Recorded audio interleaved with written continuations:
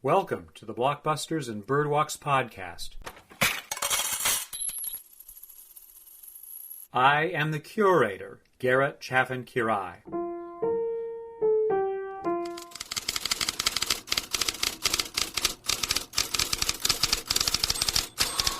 As written about and taught in the United States, the history of post-World War II movies often follows this pattern: Italian neorealism and responses to neorealism, the impact of TV, Hollywood spectacle, the French New Wave and responses to the New Wave, Cold War movies, social realism, movies from Sweden, Japan, and China, Hollywood's second golden age, New German cinema, Third World cinema, Hong Kong, Bollywood, Australia, and New Zealand, the rise of the blockbuster, the impact of home video, corporate synergy versus independent production, CGI, international co-production, the impact of the internet, and streaming.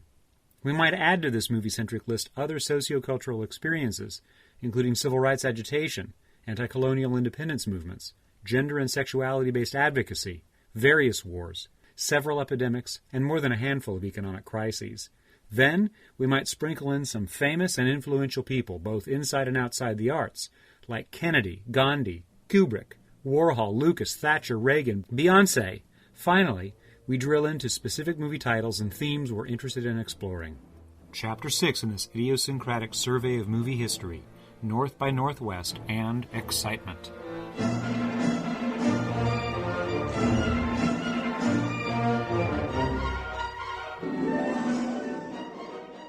Among my earliest experiences going away to film school was watching unfamiliar older movies. So I saw Citizen Kane, Berkeley in the 60s, Anti-Mame, and North by Northwest by Alfred Hitchcock from 1959.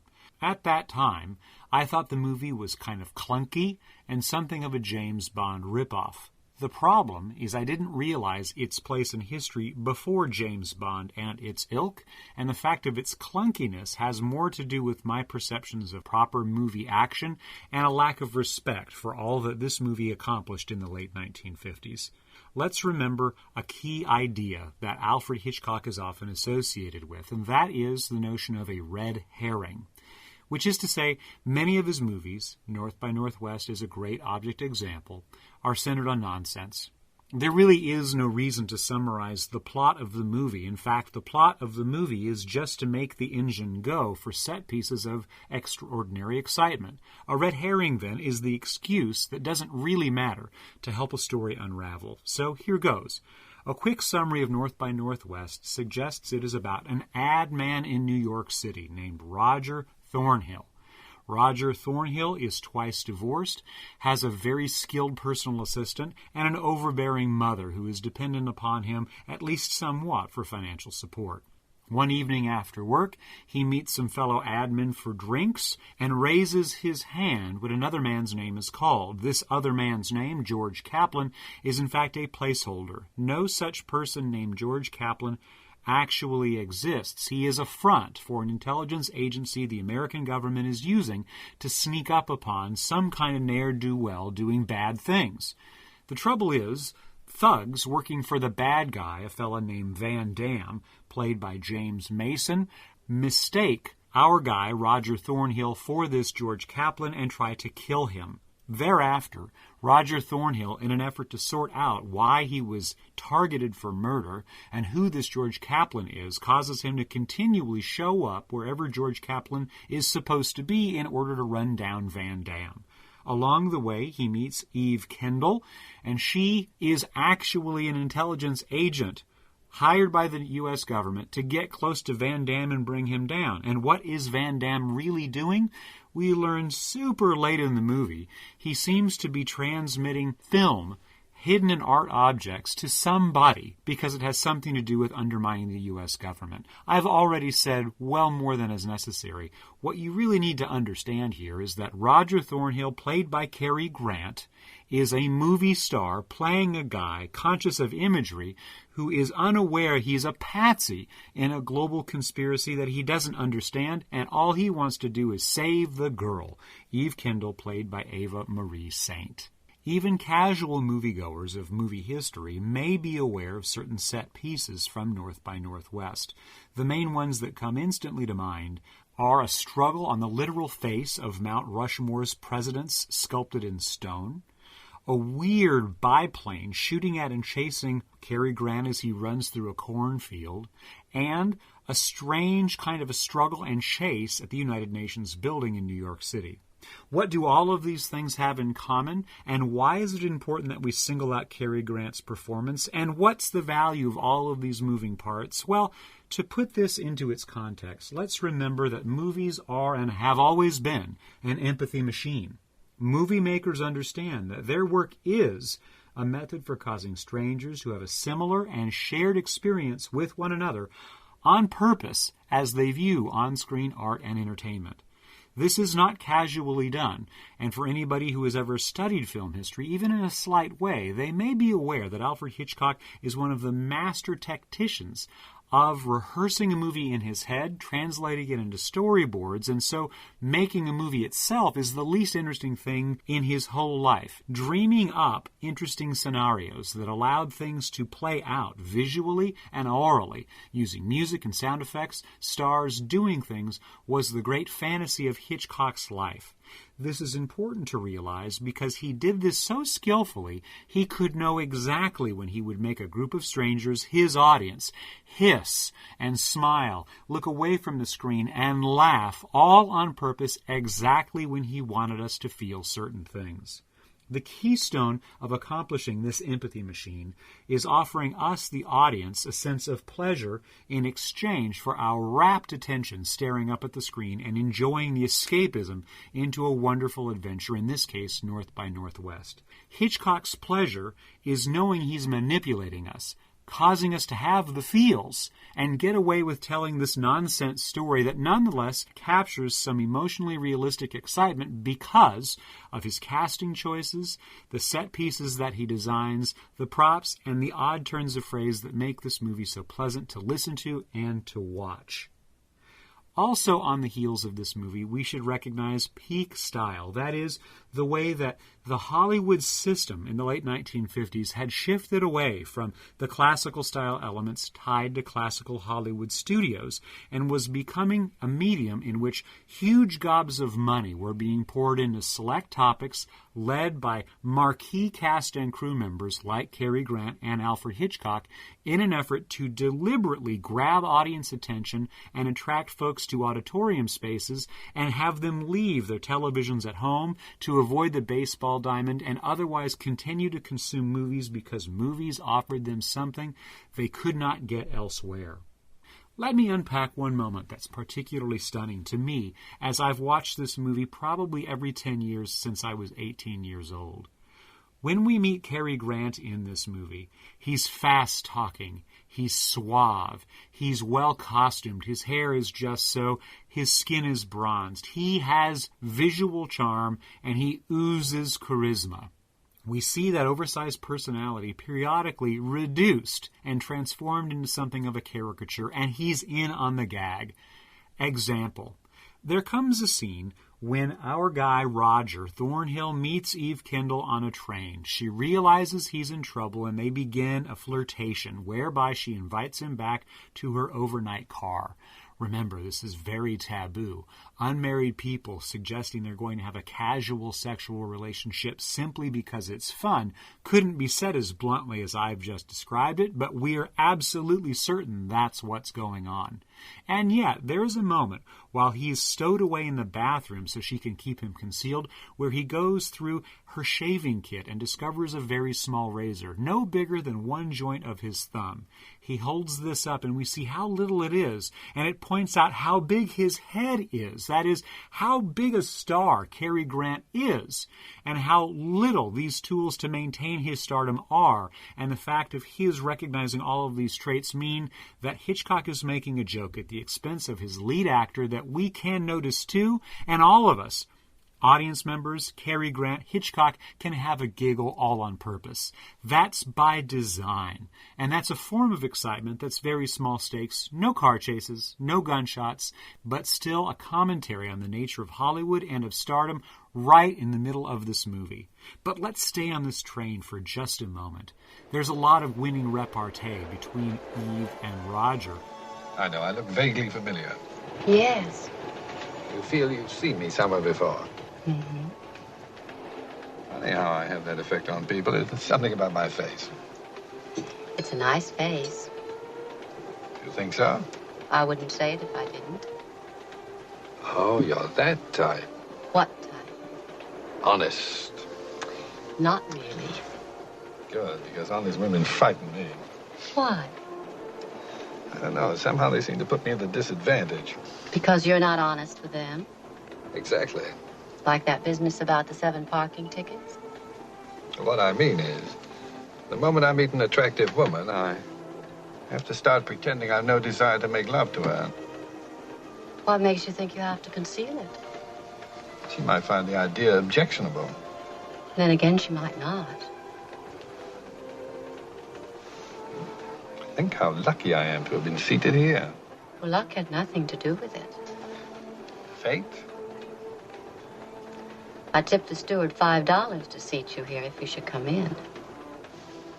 Let's also notice the final image of the movie. There's a gigantic sequence of chasing across Mount Rushmore's faces. It appears that Eve is going to fall to her death. Roger captures her by the hand. I can't make it! Yes, you can. Come on. Cut. Come along, Mrs. Thornhill. All right. We don't know how they got off the face of Mount Rushmore.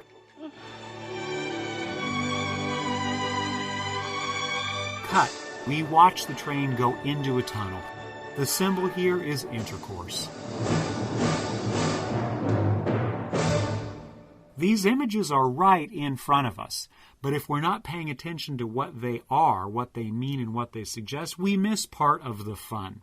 And yet, the lasting value of something like North by Northwest is in the careful movement of sound and of image to create that artificial excitement so many of us look for when we go to movies to escape the doldrums of our everyday realities.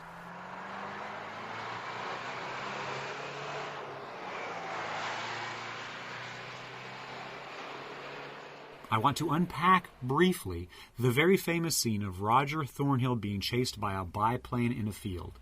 On the way there, I'd like you to realize that there are on-screen techniques that compete directly with other leisure pursuits from the 1950s that Hitchcock pursues in this sequence and in this movie, and that makes evident certain off-screen distribution and exhibition practices that Hitchcock and his production staff were also making use of to ensure that this movie and this sequence would be so thrilling. First, the on-screen techniques. He casts a world-renowned star in Cary Grant and makes him look small. Taking this very verbal performer and removing his words, we have an almost silent sequence of a man simply stranded on a rural highway trying to rendezvous with somebody he's never met in the hopes of unpacking the entire red herring-based narrative he's involved with, and we simply wait with him. We also see intense color imagery. It is a hot day. We can tell that the sun is bright. We can see the bubbles of sweat across his brow. We know it is an unpleasant circumstance because he's squinting and he doesn't know what's going to happen around him. It's a wide screen, and we hear the hum of a biplane that's crop dusting off in the distance, but we think nothing of it because that seems natural in farmland. The camera pans, and then we have different angles. As Roger looks around him, we cut and see what Roger sees. When Roger turns his head the other way, we cut and see what Roger sees, and largely it's a whole bank of nearly nothing. This widescreen presentation showcases this on-location shoot. It's definitely not inside of an artificial studio. Nothing here is not part of the realistic world of what it would look like if you stepped off a bus in rural America for a rendezvous with somebody you've never met with the hopes of unpacking why it is people are trying to murder you. And then the biplane turns off its crop dusting, aims towards Roger, and strafes him. He dives to the ground, and we have great cutaway shots to Roger's point of view, seeing the plane sweep across the sky to re-attack him. All of this happens combining stunt work, trick photography, rear projection, and lots of careful cuts to demonstrate exactly where we are so we are never confused. And, of course, if we can turn the volume up on our home system or see it surrounding us in an auditorium equipped with surround sound speakers, it will appear to us that the plane is also attacking us where we sit, putting us in the very same danger that Roger is in on screen. In the end of it all, he's able to escape the circumstance and move on to the next problem that he faces. This scene is not important to answer why he's there, why he's being attacked. It doesn't matter to us. It's simply exciting because of the very slow burn and payoff of watching the scene come to completion. In fact, the instant it's done, the thoughtful viewer is likely to wipe their brow and think, that was pretty nifty. What did it have to do with the story? And that's the point. It doesn't really have a whole lot to do with anything. Yes, it can be tied to the way that Eve is trying to conceal herself and preserve her identity, and therefore conceal and preserve the identity of Roger Thornhill, who is not this man, George Kaplan. But it doesn't need to last this long, be this elaborate, requiring all of these moving parts. It can simply be simpler. Now, off-screen and behind the scenes, what adds up to this movie, that sequence, and this pairing of Hitchcock and Cary Grant has to do with the way that in the late 1950s, after the collapse of the old Hollywood system due to antitrust action in the late 1940s, old studios of yore were no longer able to simply force exhibitors to show whatever they gave them. By 1959, big companies like MGM, which financed this with Alfred Hitchcock as the director, were forced to negotiate with specific theaters and specific theater chains, one title at a time, and ensure that an exhibitor wanted that title, or else the exhibitor would not agree to show the thing.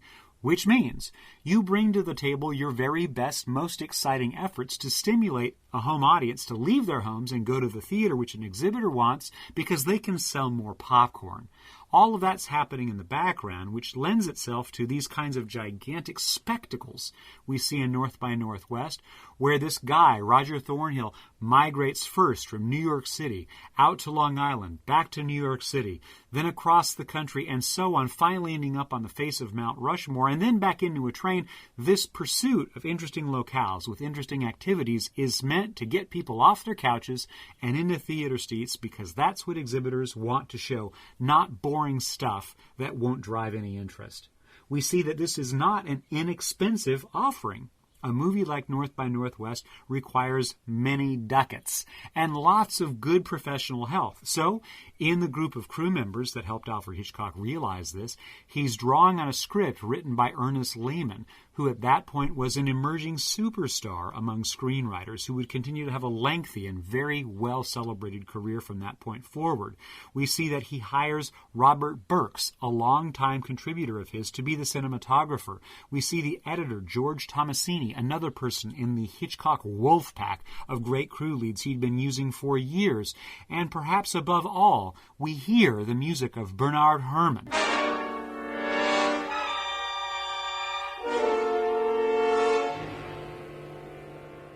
We also notice that whole tracts of this movie can be expressed to audiences who do not speak the language the characters themselves are speaking. Let me say that again. This movie, while conducted in English, and while it's speedy and has wit to it, and it can be quite funny, is in the end devoted to almost non-sync sound silent filmcraft, like that sequence of Roger being chased by a biplane. That means that an audience member in India, an audience member in China, can in the same way enjoy the same material because they grasp what's happening visually. It's a triumph of the spectacular format of a movie which, in the late 1950s, was simply impossible on TV screens that were never bigger than 11 or 13 inches at the diagonal. Today's viewer in 2023 may be forgiven for not noting that people of yore had small TV screens. So, when Cary Grant, as Roger Thornhill, is attempting to make love with Eve Kendall, played by Eva Marie Saint, we have these glorious, really nicely lit close-ups of their faces while they paw one another's cheeks. Their heads, on a screen of the 1950s, could have been 40 feet tall. We also notice this is a moment when there starts to be a fixed schedule across the year of certain kinds of entertainment that are released at certain times of the year. We know that North by Northwest was a summertime release, which is typically a time when a lot of very action-oriented, spectacular entertainment is released, partly to give people an excuse to go into public venues and enjoy air conditioning on hot days, but also because a lot of young people are out of school, especially teens. Finally, we also see that in the late 1950s there is a growing interest in certain communities for repertory theater spaces or art houses. That is, screens devoted not to the most recent commercial stuff from Hollywood and the other main producers of new material, but sometimes showing things that are new but from abroad, whether that's France or Japan, or else movies that are old, have already been released and need to be brought forward for new consideration. A character like Alfred Hitchcock, who in 1959 releases this movie North by Northwest, had already been making movies for more than 30 years, and his whole career was beginning to be viewed through the lens that there is a Hitchcockian story style, that there is a Hitchcockian set of precepts of how images work and what kinds of performers he uses, and there began to be communities of interest around universities and just in certain large places with enclaves of people interested in the arts, full stop, that wanted to review a career or a body of work, and with somebody like Hitchcock dating back to the silent years in Britain, this was suddenly possible and would bloom, therefore creating added interest for the latest releases from this important world historic filmmaker. Finally, if it's not already clear, North by Northwest offers us sheer escapism. We have the chance to go hang out with this very charming, very suave and debonair man called Cary Grant. We get to hang out with him as he woos this beautiful woman named Ava Marie Saint. We get to listen to the purring voice of James Mason, the bad guy, and around them a set of supporting actors we may recognize from other roles they've had in years since in more recent material, but perhaps most of all Martin Landau, Leonard, who is one of the toadies of our bad guy Van Damme. Let's also realize that this movie did legitimately offer a view of things that people in the late 1950s may have heard about, but were unlikely to be able to ever go see in their lifetimes. Here, I'm thinking about the fact that the United Nations compound, and the building in particular standing at its center, was, in the 1950s, considered a rare piece of unusual architecture. So you can turn to a movie like this and get a glimpse of that edifice, have an impression of what it looks and feels like to traverse its hallways, to stand on its tiles, even if you will never personally set foot in that building. Also, there's a certain sumptuousness to the style of Roger Thornhill's life. As a successful ad man, he's very aware of how images sell people on what it is you are trying to accomplish. And, let's be frank, he looks great in his clothes, and he's constantly tipping people with cash in hand to get himself in the front of a line or earn privileges that help him move along his journey.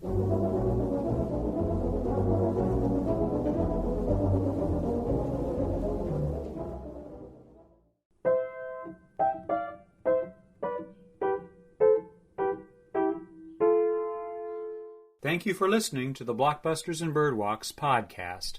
My name is Garrett Chaffin-Quiray. Boop boobity doo.